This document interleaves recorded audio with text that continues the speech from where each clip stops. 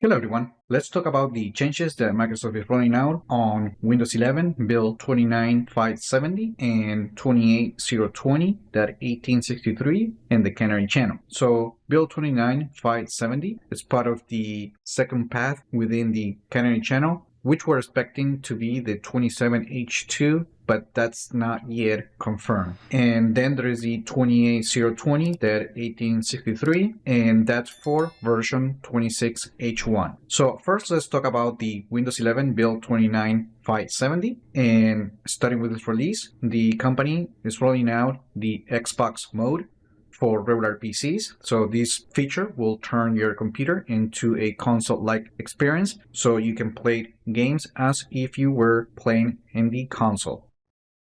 As part of this release, the company is also adding more flexibility to the remove default Microsoft Store packages from the system policy, which basically is a policy that allows you to debloat the operating system from Microsoft applications. And the update is this new box right here that allows you to uninstall other applications that uses the M6 and the AppX extensions, and you can remove them using this policy. Now, in File Explorer, the company is updating the context menu. So when you right-click on a specific file, such as an exe, you will see the Open option that will include the icon for the default application that will open that specific file that you're selecting. So according to the company, if we go to Bluetooth and devices, if you have access to the touchpad page, now you will find a setting that allows you to change the size for the right-click zone, which is the portion at the bottom right of the touchpad. This new setting lets you choose between the default, small, medium, or large options. Microsoft notes that this setting only appears for touchpads with pressable surfaces. Also, some manufacturers may provide customization for this in their own apps. So if your device is configured with a custom setting through an app, the custom option will appear in the touchpad settings. Furthermore, according to the company, Windows 11 now includes a cleaner and modern pen settings page with a new same as Copilot key option that opens the same app that you configure for the Copilot key.